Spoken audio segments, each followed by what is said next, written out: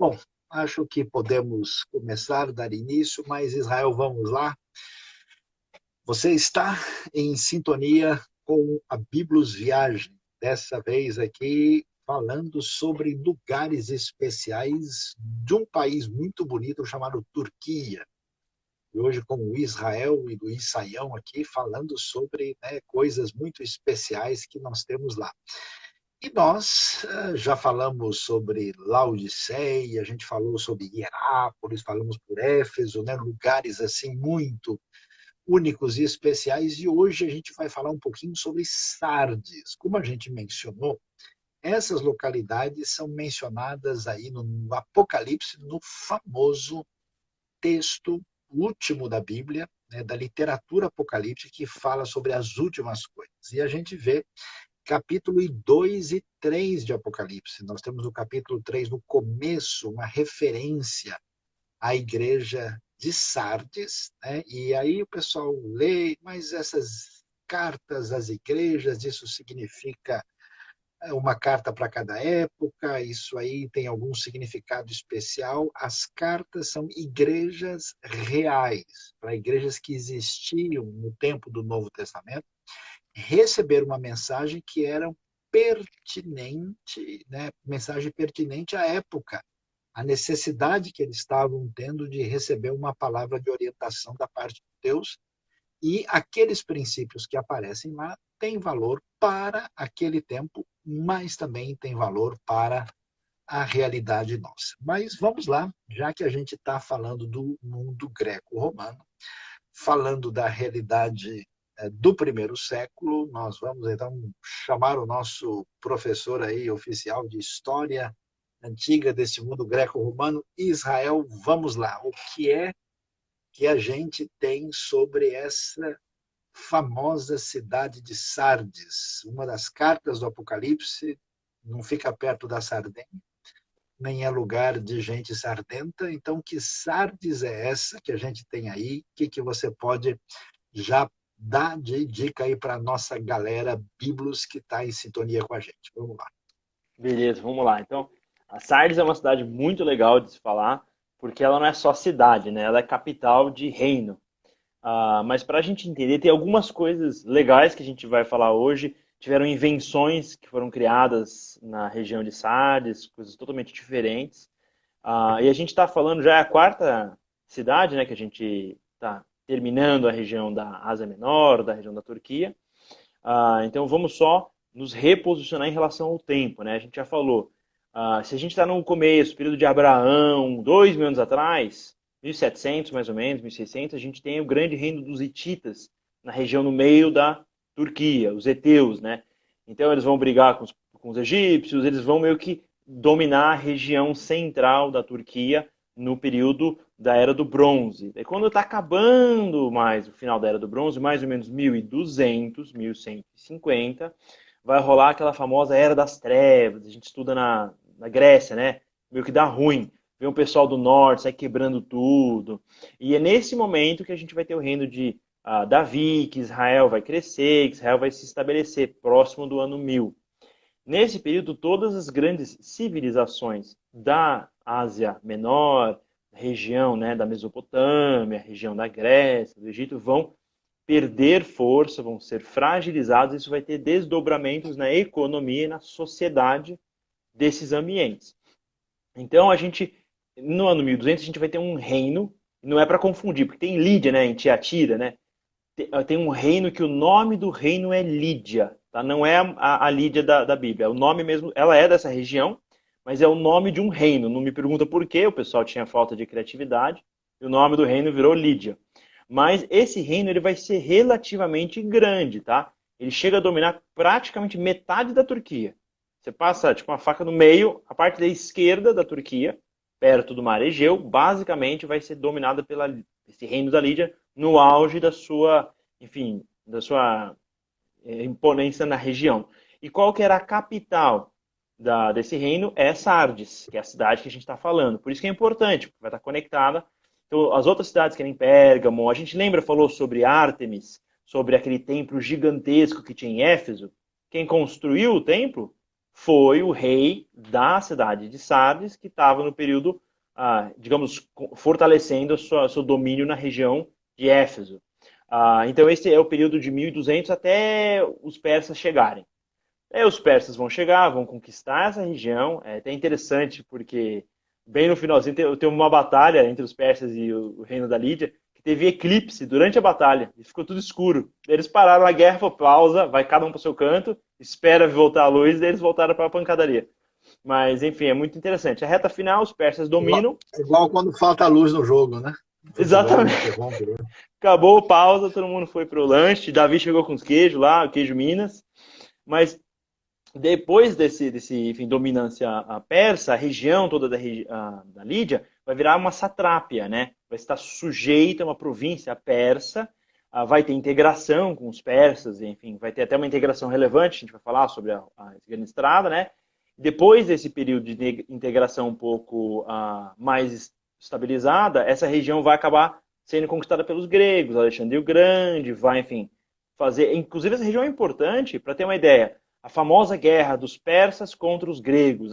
Tem Termópilas, tem não sei o quê, tem a batalha dos navios, tem Xerxes. A primeira batalha que deu ruim, que azedou a relação dos gregos com os persas, foi em Sardes. Teve a revolta Jônia, né, da Jônia, né? Todas as colônias gregas na Turquia foram fazer uma revolta e eles tacaram fogo na cidade de Sardes. E os persas ficaram irritados e quiseram tacar fogo na cidade de Atenas e acabaram fazendo isso alguns anos depois.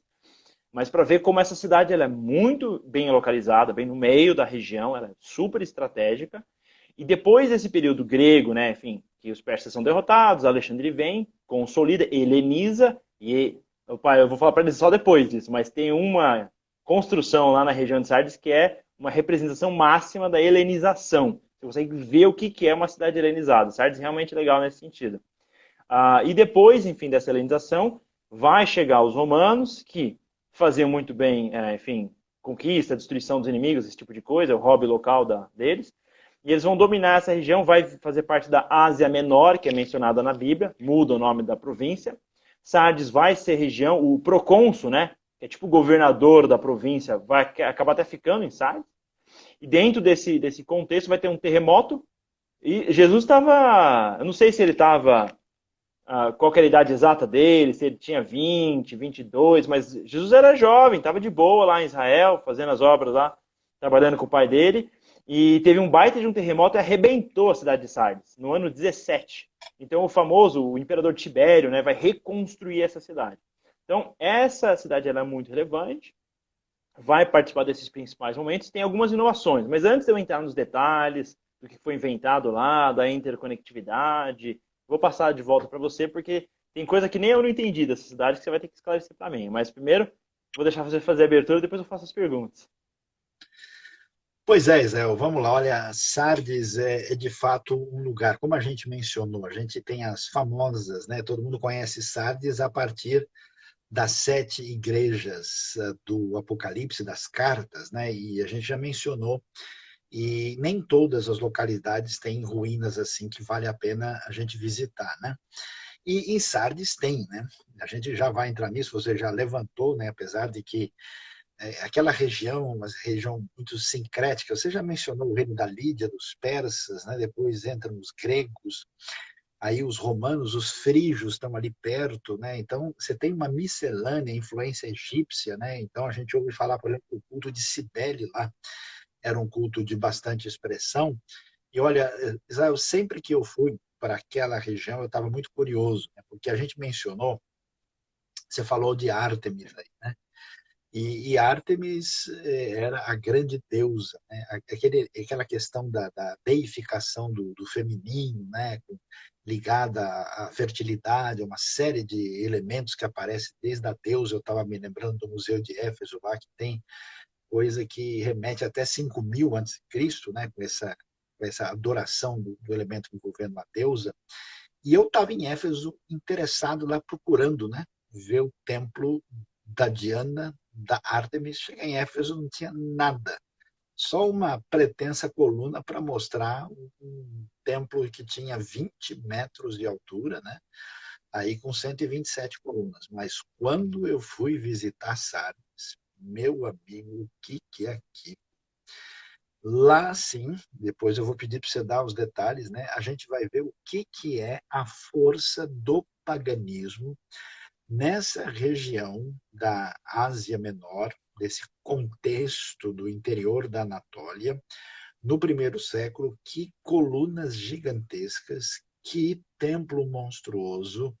E o que eu queria ver em Éfeso, acabei vendo em Sardes. Agora, a coisa mais interessante é que vendo todo aquele colossal, né? E eu fiquei impressionado como é que o pessoal conseguia, na engenharia romana realmente é um negócio impressionante, né? Como é que o pessoal conseguia fazer aquilo com um acabamento, né? Com uma perfeição, com um detalhamento não só técnico como estético.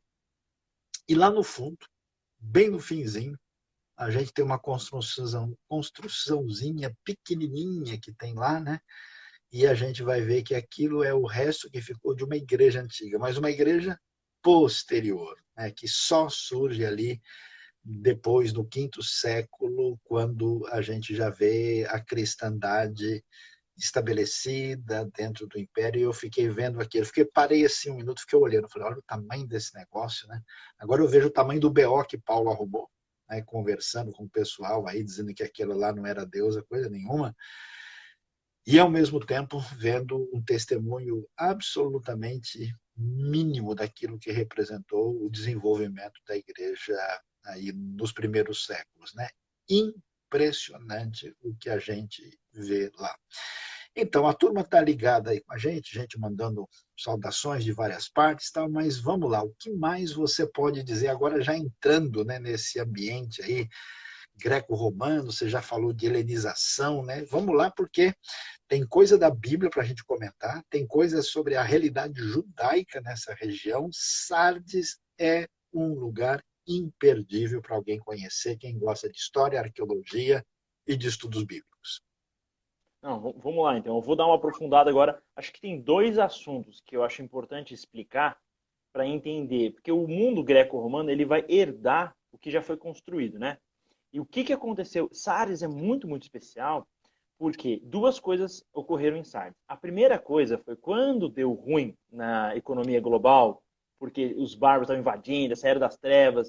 O que acontece? Todo mundo sabe, se dá ruim na economia, você compra o quê? Compra ouro. Por quê? Porque tem um valor intrínseco.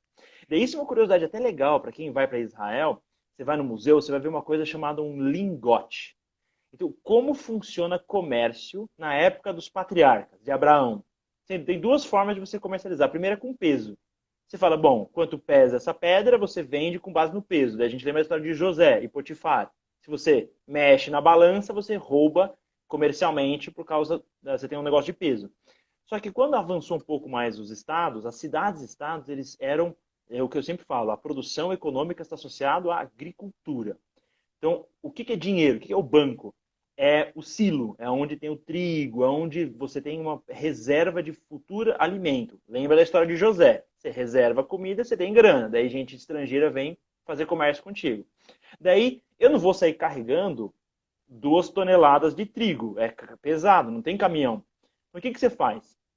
Você vai criar tipo uma nota de crédito, um título.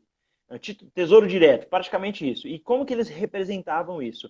O animal, para quem já viu, né, um tapete de couro de vaca, parece meio que um retângulo, mas vai para os lados e dá uma expandida. A mesma lógica. Eles pegavam um pedaço de metal, que não tem valor intrínseco, e eles faziam esse formato, e ele representava o direito a X trigo dentro do silo do rei em Nínive, lá na Síria. Essa era a regra. Só que quando a civilização é destruída e tem essa confusão, esse caos, esse reino de Lídia, que fica no meio do mundo persa, do mundo grego, ele fala, bom, eu tenho uma ideia. O nome do rei, inclusive, é Creso. O nome é meio estranho o nome, desculpa, mas... E esse Creso, ele vai criar a Creseida. O pai desse Creso, na verdade, ele já estava escavando e eles acharam um metal precioso chamado eletro. Não é o elétron, tá? Da próton, nêutron, é o eletro. Isso, eletro basicamente é a versão natural de ouro e prata misturado. E ele fez a primeira, olha pessoal, a primeira moeda registrada na história humana. Então os caras criaram o dinheiro. Então, essa vai ser uma igreja que vai ter problema com riqueza. Eu já estou antecipando que vai dar ruim. essa região em Sardes foi inventado a moeda. E primeiro esse pai desse Creso vai fazer essa moeda do elétron, mas ela mistura ouro, prata, é uma confusão. E daí, na época de Creso, eles vão conseguir, com metalurgia avançada, separar o ouro da prata e criar a moeda de ouro e a moeda de prata. Por que isso é tão importante? Porque o valor não está mais associado ao silo e à estabilidade. A própria moeda tem valor intrínseco. Mas não é tão simples assim. Porque você, da onde vem essa moeda? Quem faz essa moeda? Daí vai surgir a primeira vez em que você vai fazer o carimbo. Então o rei Creso carimba a moeda dele, com a cara dele. Ele era meio feio, mas ele carimbava a moeda. E ficava aquele cara feio e tinha valor intrínseco. Porque a região da Lídia garante que os metalurgistas especializados lá faziam a quantidade correta de ouro separado direitinho. E daí, quando Ciro o Grande, o roleiro, invade e conquista essa região, que nem ele vai conquistar Israel, ele vai pegar essa tecnologia e vai copiar. E daí, depois, Dário vai fazer a primeira moeda persa. Então, assim, esse é o processo de invenção da moeda. Então, assim, a riqueza da cidade de Sardes já explode. Os caras inventaram a moeda. Então, essa acho que é a primeira característica que a gente tem que saber. Essa é a relevância econômica dessa cidade. Mas se você inventa moeda, você vai fazer comércio. Tem que ter integração cultural. Daí tem o segundo ponto que é muito interessante, é que a cidade de Sardes ela está conectada, integrada, geograficamente, com esse Império Persa. Daí que é uma coisa muito louca. Por quê? Eles construíram... Quem faz essa estrada, na verdade, são os assírios. É mais antiga essa construção de estrada. Mas os persas, quando eles conquistam a cidade de Sardes, eles vão conectar Sardes direto com Susa, lá perto de Persépolis. Vai passar em Nínive, inclusive passa em Laodiceia, passa em Filadélfia. Você tem um caminho gigante, conecta. Se bobear, Paulo deu uma volta que passava perto de Tarsus, na Cilícia. Então, assim, integrou o mundo persa, inclusive a Rota da Seda, que tinha na Idade Média, de Marco Polo. A Rota da Seda faz parte desse período. Não é à toa, quando a gente vai para Israel, a gente vai com uma caravana para Israel.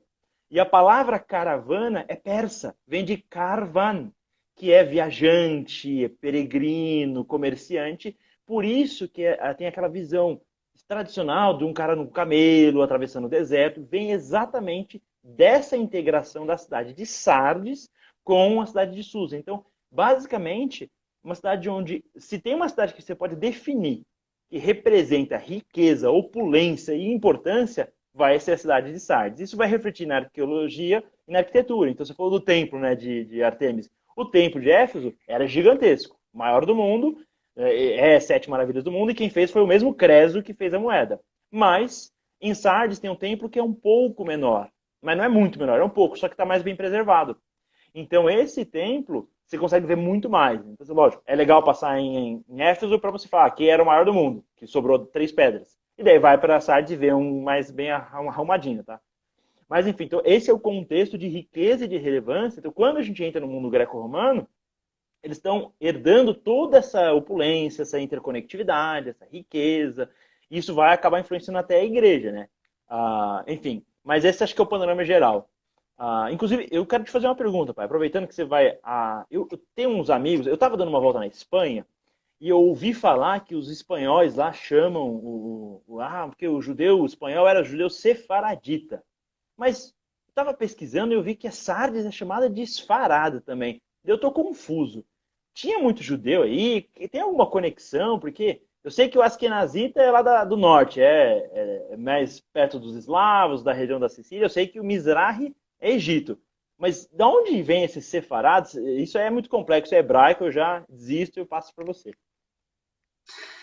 De fato, Israel, olha, o que acontece, o pessoal talvez não tenha muita ideia, né? É que os judeus passaram por momentos de dispersão na história, né? Isso, de certa forma, já acontece numa certa medida quando o Reino do Norte cai na mão dos assírios, né? Depois, quando eles vão parar na Babilônia, né? E aí há uma certa dispersão em torno da região. Quando você lê, por exemplo, Tiago, bem no começo do Novo Testamento, fala das tribos dispersas, né? E esses judeus começam a estar presentes em diversas localidades desde esse momento que envolve, né, o período babilônico, persa, grego, helênico, né, e também romano, né? E aí, o que acontece? Né? Posteriormente, a região da Espanha vai ser chamada de Sfarad. Né? Até hoje você diz, por exemplo, em hebraico, Atamedaber Sefaradit, né? Você fala espanhol, né? Sfarad, Sefaradit, porque foi a grande desenvolvimento da cultura judaica que se deu ali. Mas antes, né, isso já estava presente em outras regiões. E nessa região da Ásia Menor, nós temos uma presença judaica significativa desde os tempos antigos. Você falou da rota, né? Aliás, é interessante que a gente viaja lá, a gente vê restos, né, dessa rota, dessa estrada, que você pode pisar nela, apesar do que aquilo que está ali é da época romana, mas a estrada original é mais antiga, né, que remete à época do Creso, rei da Lídia, né? E a gente, quando chega lá, Israel, a coisa impressiona. Atenção, todo mundo está sentado. A maior sinagoga das mais antigas que a gente conhece, mas bem antiga mesmo, que jamais foi descoberta, está nas ruínas de Sardes. Ela é simplesmente gigantesca. Você vê a nave principal, vê alguns desenhos, algumas decorações com mosaicos assim extraordinários, né? O que nós temos lá já é uma coisa, digamos assim, do terceiro século, tal, mas é possível que houvesse uma realidade até mesmo anterior a essa, aquilo que a gente tem é o que sobrou e que inclusive foi restaurado e trabalhado por estudiosos aí judeus de Nova York, né? E alguns dos judeus, inclusive muito famosos e importantes do mundo, vieram dessa região, né? E eu achei interessante, Israel, isso aí foi surpreendente aqui, do lado da sinagoga, junto à rua principal, é possível até hoje ver a loja do Jacó. Né? Tá lá, eles acharam uma referência, né? Jacó, Lodinha para prima, né? Então, o Jacó já estava trabalhando lá. E aí, isso que a gente vai estudar no Novo Testamento, que isso que é importante, o Israel tem razão quando ele chama atenção para esse aspecto, porque você tem um mundo greco-romano que tem uma história anterior, e aí nós temos, né, próximo o mundo persa e o mundo grego, né? E num contexto onde o evangelho sai dessa realidade judaica hebraica, né? Então lá você pode ter essa oportunidade. Aliás, você que está acompanhando a gente, essa live é da Biblos Viagens, que faz viagens específicas para a terra de Israel e também para as outras terras bíblicas, né? Além de caravanas também para lugares históricos, especialmente no ambiente europeu, né? E em volta do Mediterrâneo. E aí você pode seguir as nossas redes sociais, você tem no Instagram, Facebook, tem canal do YouTube também, tem lives especiais aí que dão informações para que quando as coisas forem normalizadas depois dessa pandemia, você possa fazer uma viagem de qualidade diferenciada, onde você tem acesso a guias de altíssimo nível, falando português de verdade, com a possibilidade de também ser acompanhado por pessoas que têm conhecimento de história, de arqueologia e do texto bíblico, inclusive nas línguas originais. Né? Então, muito importante, significativo, e olha, com certeza Israel da região, né? Ali do interior da antiga Anatólia, o lugar judaico mais fascinante e importante foi essa sinagoga gigantesca. A primeira vez que eu fui lá, falei, não, vou tirar uma foto aqui na frente, porque essa sinagoga é muito especial, aliás, muito bonita também.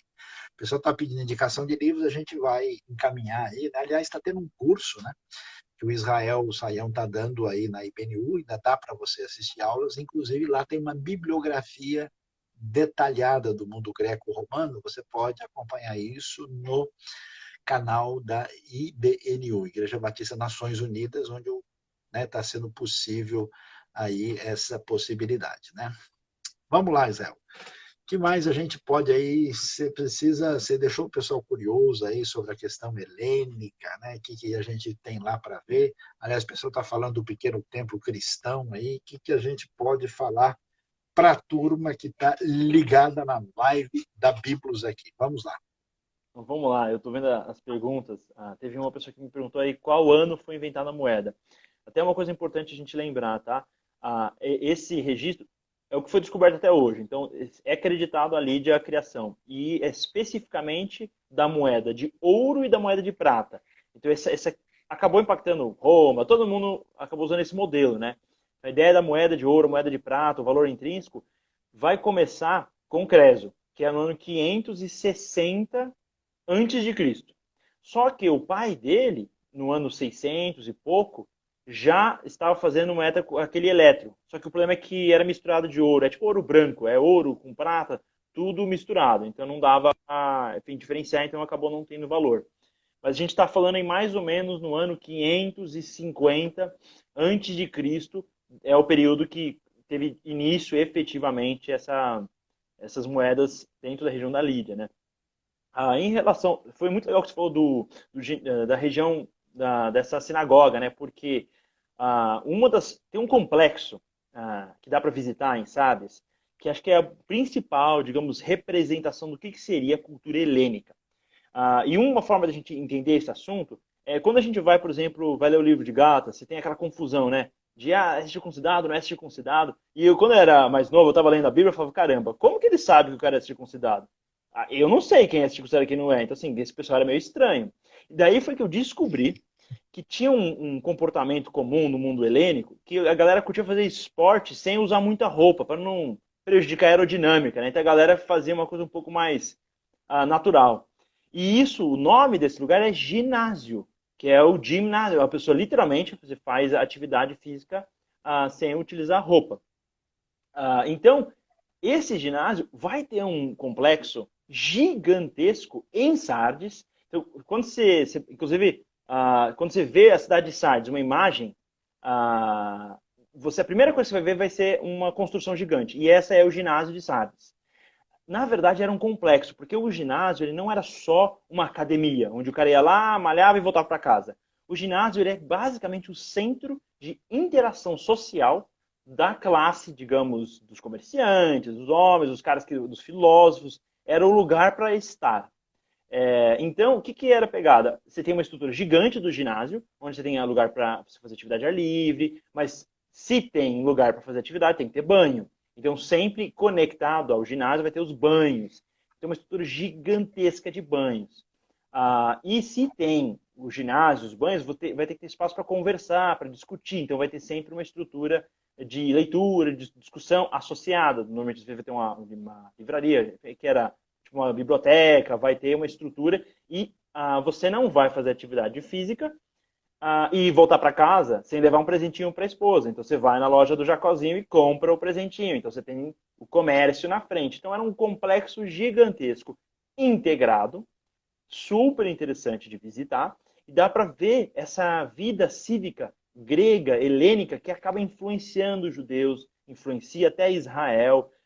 Inclusive, você falou dessa sinagoga, é muito legal, porque eu trabalho, o pessoal falou até da igrejinha, né?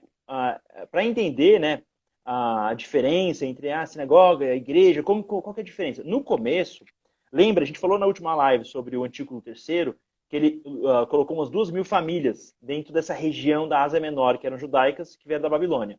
Né? Os primos dele que moravam em Israel também foram visitar, falando, nossa, aqui tem umas termas legais, em Pamukkale, nossa, tem a vista do Mediterrâneo, vamos ficar nesse lugar aqui porque a vista aqui é melhor.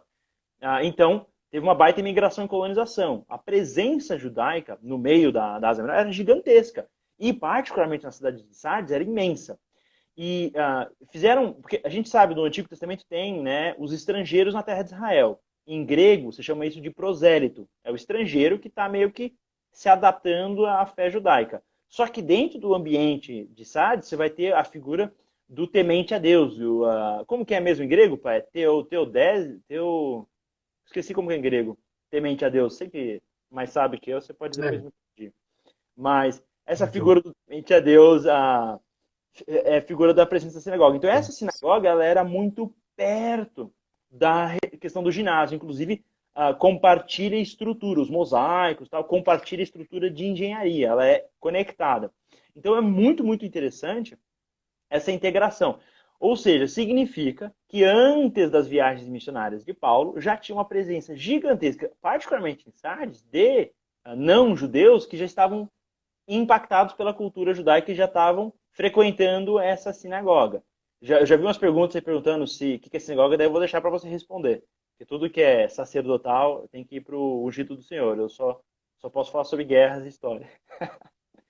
Então, dentro desse contexto, enfim, dessa sinagoga, você tem a presença de pessoas que não são, por exemplo, circuncidados. E lembra, você tem a sinagoga num lugar e tem um ginásio do outro lugar. Então tem um lugar onde a pessoa está fazendo atividade física sem roupa e tem um lugar onde a sinagoga do lado. Então, essa cultura helênica acabou influenciando a sociedade e a comunidade dos judeus que estão vivendo lá.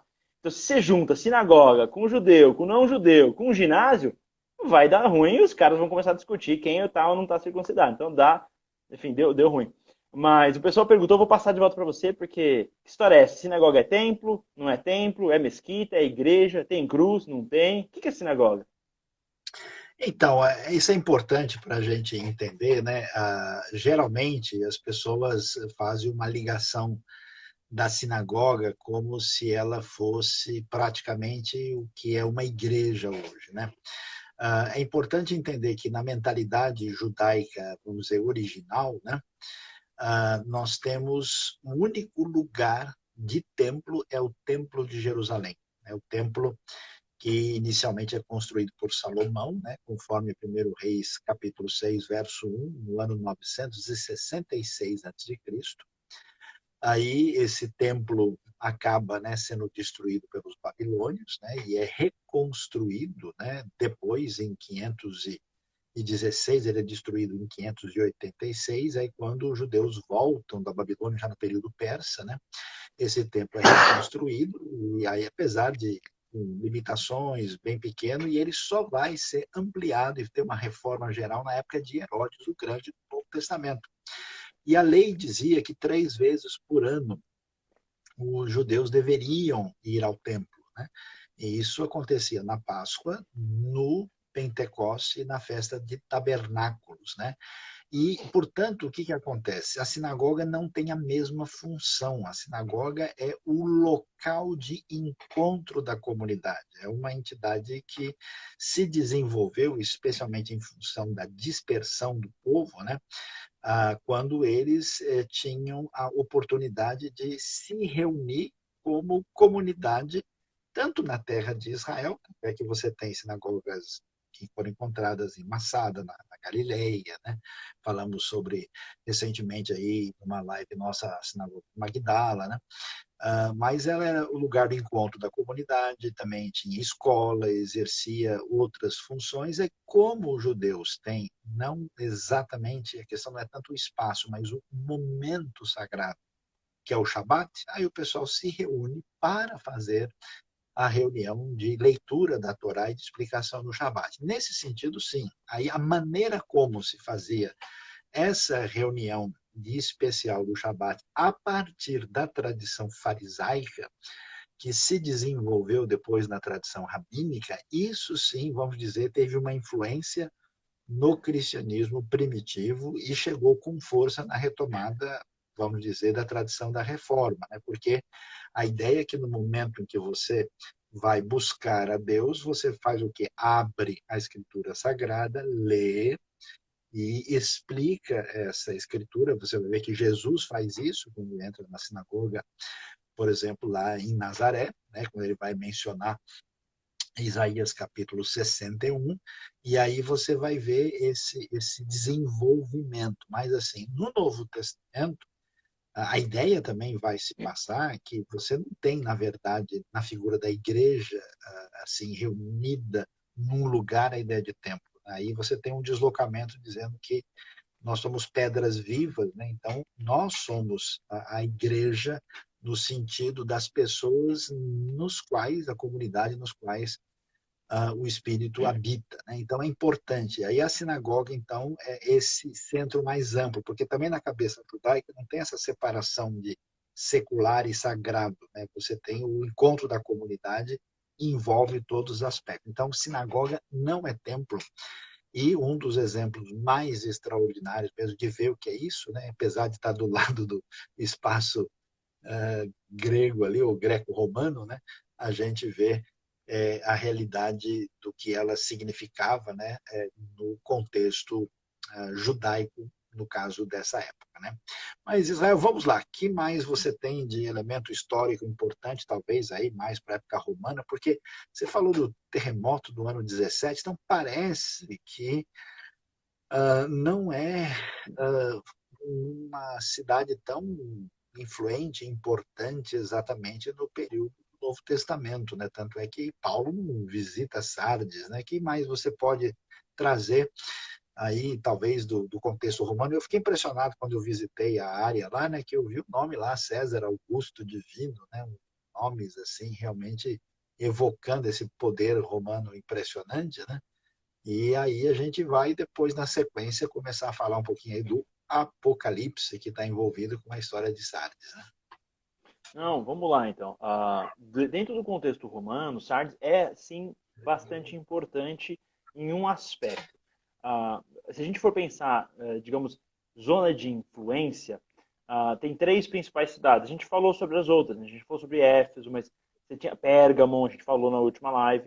Você tem Éfeso, Esmirna e Sardes, acabam sendo as três principais cidades em termos de riqueza e comércio. Então tem uma relevância muito significativa comercial. E o problema desse terremoto é que ele foi bem no começo. Então tem muita coisa que foi reconstruída nesse período. Agora a gente já falou, tudo meio que dá ruim por terremoto nessa região. Então tem que meio que investir e estruturar. Em termos de relevância jurídica, vai ter o procônsul, né, que fica em Sardes. Então a relevância de administração local, ela é significativa. E se a gente pega, por exemplo, para ter uma ideia da integração, se Sardes conecta com os persas, que é a estrada real, os romanos vão copiar esse termo. É a famosa Via Régia. A gente já viu isso antes, para quem já foi na viagem da Reforma Protestante, onde a gente passa, por exemplo, em Augsburg, é a Via Régia. Só que a Via Régia, 1000 anos depois, de outros romanos que falavam alemão, que estavam vendendo peixe do Báltico para o pessoal em Veneza. Então é outro objetivo. Mas a ideia de integração de um grande reino. Então esse que é o objetivo dessas estradas. Então nesse sentido, Sardes é sim importante. E se a gente vai no termos de o que estava rolando na época, por exemplo, de Paulo, era muito mais comercial a cidade. Então, tinha duas coisas que eram muito fortes. A primeira coisa era metalurgia.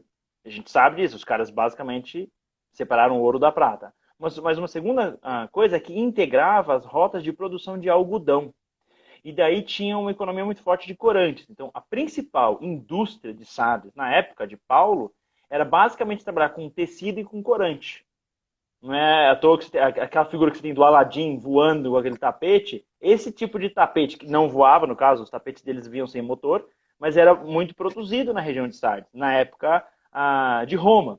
E, então, Tibério, que nem a gente falou o que aconteceu com o Pérgamo, quando tem a transição para império, é que essa região vai ser dominada. E pensa, era uma capital de um reino da Lídia. Para vocês terem uma ideia, esses caras da Lídia eram tão doidos que quando Ciro começou a expandir, eles atacaram Ciro. Não foi os persas que atacaram. Não é que nem Israel, ixi, veio mais um estrangeiro. A próprio reino de Lídia falou, nossa, persas, e se eu atacasse e queimar a cidade deles? Eles fizeram isso, daí os persas ficaram revoltados. Então você vai ter uma instabilidade política centralizada em Sardes. Então, quando os romanos dominam essa região, eles sabem dessa ameaça, sabem da tradição, então eles vão se impor de maneira muito significativa. Vão ter construções fortes, vão querer ter uma sujeição religiosa e cultural dentro de Sardes. Então, essa questão de glorificar o imperador, que eles começam lá em Pérgamo, vai acabar chegando em Sardes também. A ideia é, olha, pessoal, agora quem é o Deus aqui é o nosso César, vamos adorar ele e vamos seguir junto. Esse mesmo domínio, acho que a gente pode descrever, né, da presença romana, ele vai pegar mais pesado na capital, que ele tem mais, digamos, desdobramento gerencial dentro da região central da Ásia Menor. Então, vai ser um polo de abuso e domínio romano e vai ser muito fortificado. Essa cidade vai perdendo relevância, mas depois do período bizantino. E porque o foco comercial vai migrar para Éfeso e migrar para Constantinopla. Então, no período bizantino das igrejas, vai acabando perdendo relevância. Então, tem um aspecto que é até curioso, né? Você acho que vai conseguir explicar um pouco melhor isso para mim, mas parece que tinha muita coisa bonita, tinha muita construção, mas o ritmo da igreja lá não pegou. Parece que não teve muita expansão no longo prazo. E parece que a própria cidade foi perdendo relevância sem ter acontecido uma coisa tão significativa assim. Quando os turcos chegaram, já era uma cidade meio tosca, já não tinha muita graça não. Era cidade pequena. Então parece que em termos de decadência, é a cidade que mais saiu de glória e acabou virando um vilarejo. Agora, isso aí tá no Apocalipse? O que os caras fizeram de errado na igreja? Agora eu fiquei preocupado. Olha, Israel, vamos ver sim, porque o Apocalipse fala sobre isso. O Apocalipse é importante ver que é uma mensagem que sim focaliza o futuro, mas também revela o que estava acontecendo no primeiro século e traz lições que servem para toda a história da igreja, né? E antes de eu dar a explicação diretamente sobre o que vai aparecer no Apocalipse capítulo 3, que depois você pode checar lá, é importante, alguém perguntou, né, e falou, escuta, como é que fica, né, essa questão do templo para o contexto judaico hoje? Então, essa é a questão fundamental, né? O judaísmo hoje não tem templo. Atenção, o templo não é uma igreja simplesmente, não é só um lugar onde as pessoas adoram a Deus. A visão judaica do local do templo é muito mais expressiva do que isso, né?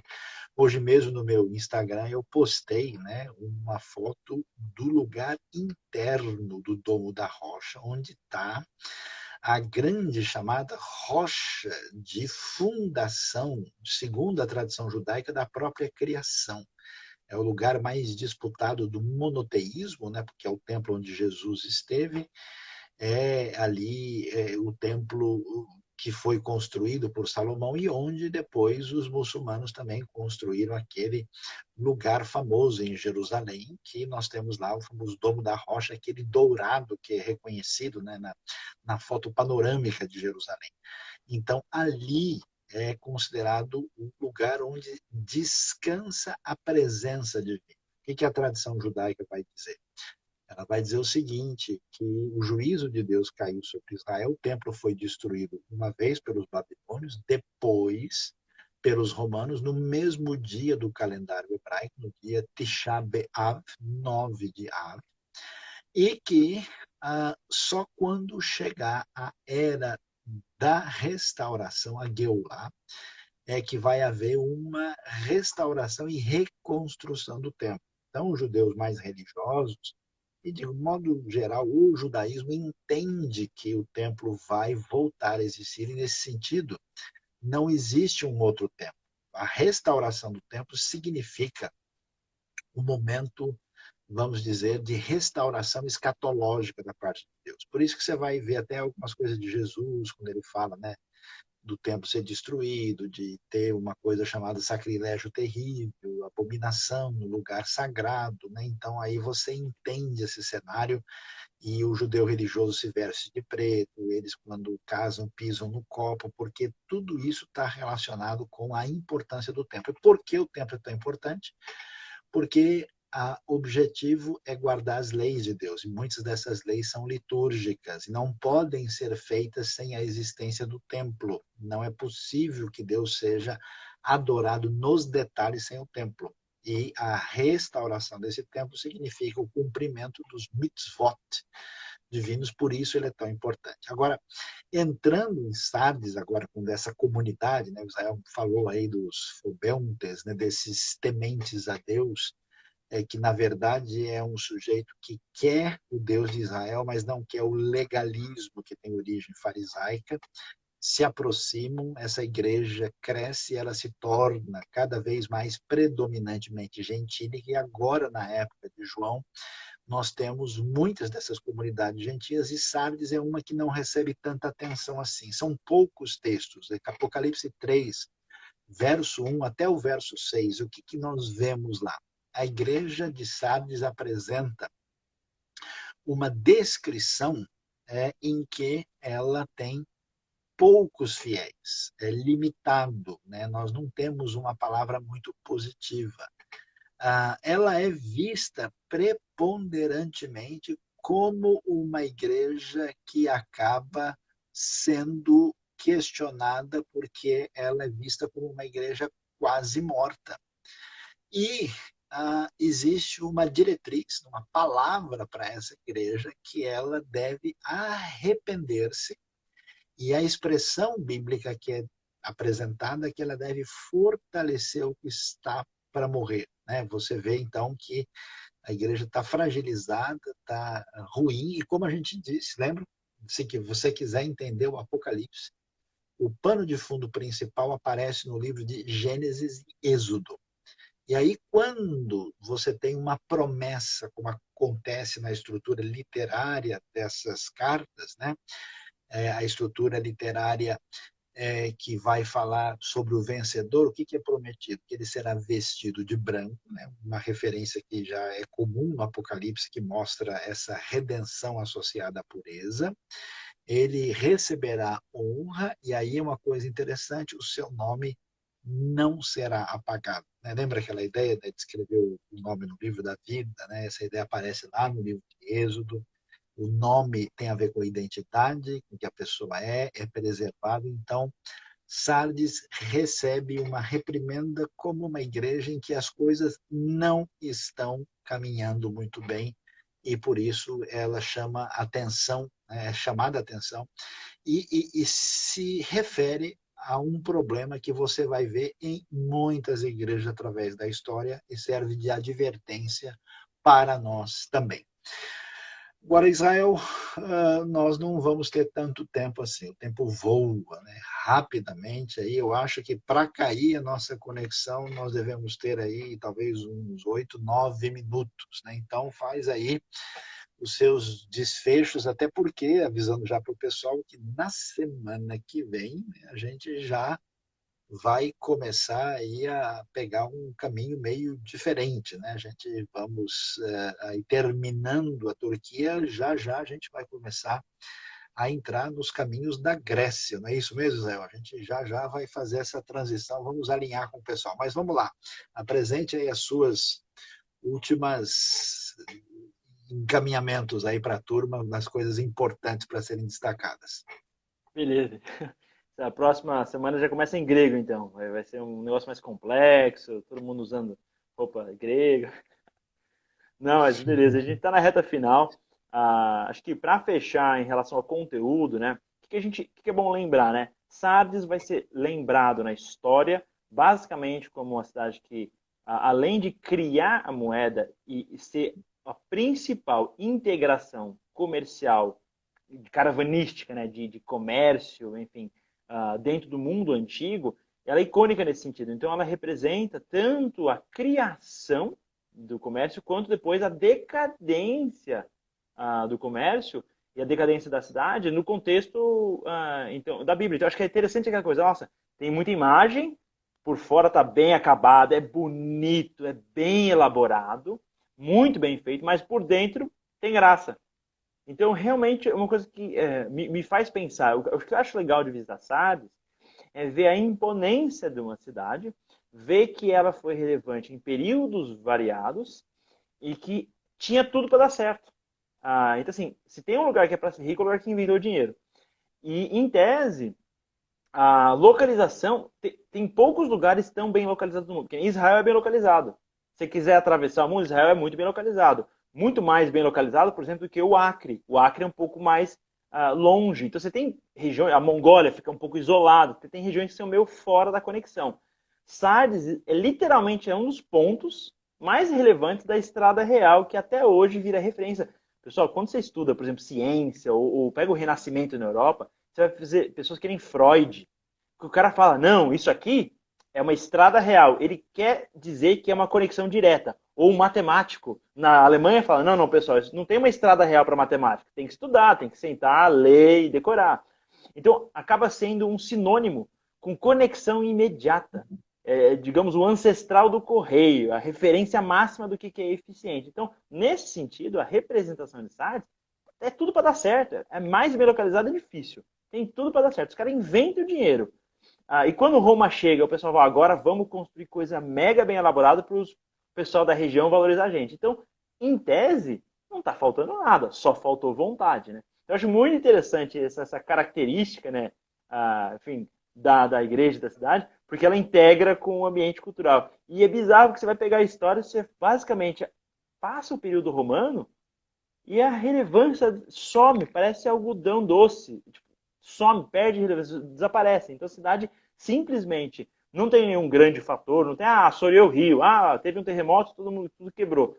Não teve um grande feito que arrebentou. Pra vocês terem uma ideia, o terremoto na época de Tibério, ele cancelou os impostos na cidade. Falou, galera, 1 milhão de sestercenses que ele investiu, ele falou assim, vou ficar 5 anos sem pagar imposto, virou Zona Franca de Sardes. Então, essa que é a questão. Foi beneficiado até pelo Império Romano. Os caras conseguiram criar uma Zona Franca em Sardes. Era para dar muito certo. E a cidade perde relevância, perde interconectividade.